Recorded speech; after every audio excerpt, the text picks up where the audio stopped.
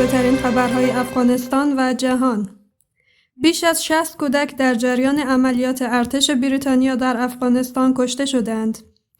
بر اساس آمار جدیدی که دولت بریتانیا در اختیار یک نهاد خیریه قرار داده است، دست کم 64 کودک در جریان عملیات ارتش این کشور در افغانستان کشته شدند. این آمار که به تازگی منتشر شده است تقریباً 4 برابر بیشتر از آماری است که پیش از این وزارت دفاع بریتانیا به آن اعتراف کرده بود. این وزارت پیش از این اعلام کرده بود که برای مرگ 16 کودک در نتیجه عملیات نیروهای این کشور در افغانستان غرامت پرداخته است.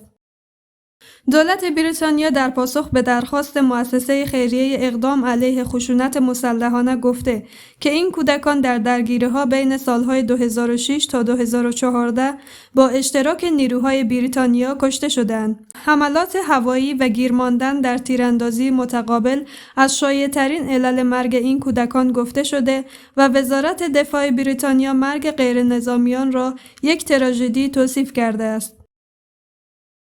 این مؤسسه خیریه معتقد است که احتمالاً تعداد تلفات غیر نظامی ثبت شده توسط نیروهای بریتانیایی کمتر از آمار واقعی است و شمار کودکان کشته شده به 135 تن میرسد. به گفته این نهاد خیریه ممکن است برخی از این 135 تن بالغ بوده باشند، اما به دلیل پایین بودن سن به طور متوسط در افغانستان احتمالاً این که آنها زیر 18 سال سن داشته باشند زیاد است.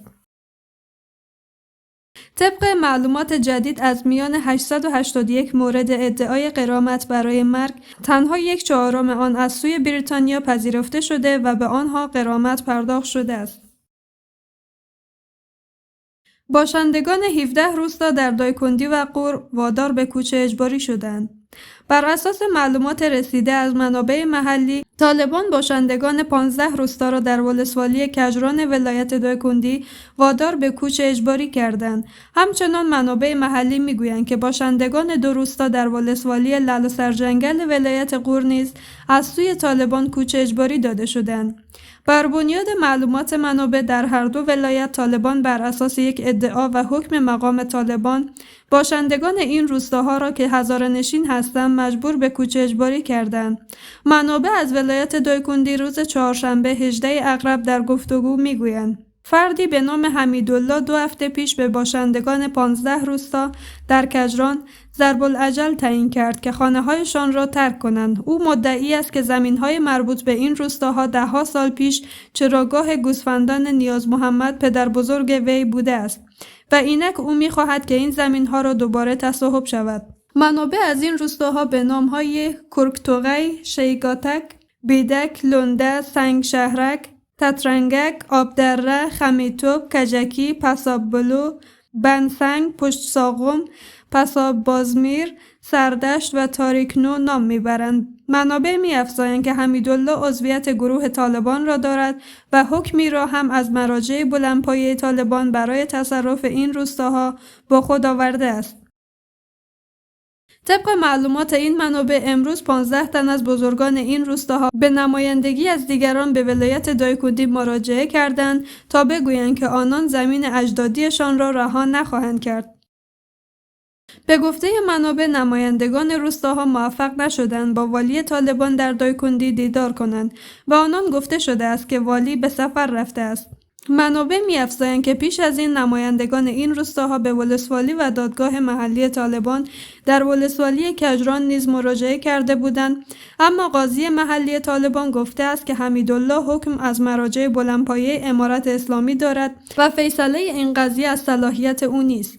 در یک رویداد دیگر، منابع محلی در ولسوالی لعل و سرجنگل غور امروز میگویند که طالبان باشندگان 2 روستا در این ولسوالی را به گونه اجباری کوچ دادند. بر اساس گفته‌های منابع، طالبان باشندگان روستای بوم در منطقه چهارآسیاب و روسیه تنگی نوشته در منطقه کرمان ولسوالی لعل و سرجنگل را بر اساس خواست یک فرد کوچ اجباری دادند. یک ورزشکار جوان افغان به گونه مرموز در ایران کشته شد. منابع از کشته شدن مرموز یک ورزشکار جوان در ایران خبر می‌دهند. بستگان این ورزشکار جوان افغان که محمد شعیب حیدری نام داشت، روز پنجشنبه 19 اغرب میگویند که او در اوایل هفته جاری در شهر مشهد ایران به گونه مرموز به قتل رسیده است. هنوز علت و چگونگی قتل محمد شعیب حیدری معلوم نیست. مسئولان ایرانی نیز تاکنون در این مورد چیزی نگفتند. محمد شعیب حیدری باشنده ولایت هرات در رشته‌های مختلف ورزشی مدال گرفته بود. طالبان به باشندگان کابل: در خانه‌هایتان دوربین مداربسته نصب کنید. طالبان از باشندگان شهر کابل خواستند تا در خانه‌هایشان دوربین مداربسته نصب کنند.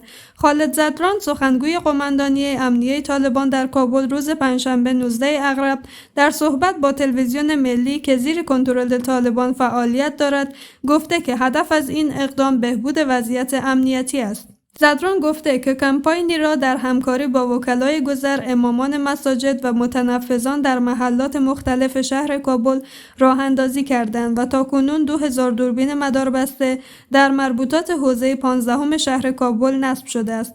به گفته سخنگوی قماندانی امنیه طالبان در کابل، خانه‌ها، بلندمنزل‌ها و پارک‌ها همه باید دوربین‌های مداربسته نصب کنند تا همکاری مردم در تأمین امنیت به گونه واقعی ثابت شود. طالبان اعلام کردند که این کمپاین بر همه الزامی نیست و کسانی که توانایی مالی دارند مکلف به نصب دوربین‌های مداربسته در خانه‌هایشان هستند. خودکشی یک دختر جوان در بامیان پس از تهدید شدن توسط طالبان. منابع محلی در ولایت بامیان از خودکشی یک دختر 20 ساله در روستای سیاخاک دره فولادی از مربوطات مرکز این ولایت خبر می‌دهند. یک منبع محلی که خواست از او نام برده نشود میگوید که هاجره پس از چاشت پنجشنبه 19 اغرب خودش را حلق‌آویز کرده است. به گفته منبع، هاجره پس از آن دست به این اقدام زده است که طالبان یک پسر جوان را که دوست او بوده بازداشت و هاجره را تهدید کردند. خبرنگار 8 صبح با وجود تماس‌های مکرر برای دانستن دیدگاه اعضای خانواده هاجره موفق به دریافت نظریات آن نشده است، اما عبدالصبور فرزان سیغانی، سخنگوی والی طالبان در بامیان، موضوع بازداشت دوست هاجره از سوی نیروهای این گروه را رد کرده و میگوید که طبق بررسی‌های نخستین این دختر جوان به دلیل مشکلات روحی و خانوادگی خودکشی کرده است. قابل یادآوری است که هفته گذشته نیز یک پسر 16 ساله به نام نورالله در ناحیه سوم شهر بامیان خودش را حلق‌آویز کرد و به زندگیش پایان داد. در یک رویداد دیگر، یک خیاط در ولایت کندوز در پی دزدیده شدن اموال دکانش خودکشی کرده است. طالبان 16 دختر و پسر را در مسجد جامع شهر طالقان شلاق زدند. منابع محلی در تخار میگویند که طالبان 16 دختر و پسر را به دلیل عدم رعایت حجاب مورد نظر این گروه و گشت و گذار در بازار شلاق زدند. این شمار از جوانان پس از چاشت روز جمعه 20 اغرب در مسجد جامع شهر طالقان مرکز تخار محاکمه شدند. به نقل از منابع، از میان 16 تن که 7 تن آنان دختر و باقی مانده پسران جوان هستند، به اتهام نداشتن حجاب طالبانی و گشت و گذار در بازار شلاق زده شدند. طالبان هر کدام را در محضر عام و در میان نمازگزاران 30 شلاق زدند. به قول منابع، در جریان محاکمه این جوانان، طالبان فضای مسجد را نظامی کرده و به کسی اجازه فیلمبرداری از این واقعه را ندادند. طالبان به گونه رسمی در مورد این رویداد و اینکه چرا این شمار از دختران و پسران را شلاق زدند چیزی نگفتند. این در حالی است که این گروه 3 ماه پیش 2 زن و 2 مرد را در ولسوالی درقد این ولایت نیز در محضر عام شلاق زده بودند. این بود خبرهای امروز. لطفاً کانال ما را سابسکرایب و ویدیوها را لایک کنید. تا خبری دیگر، بدرود.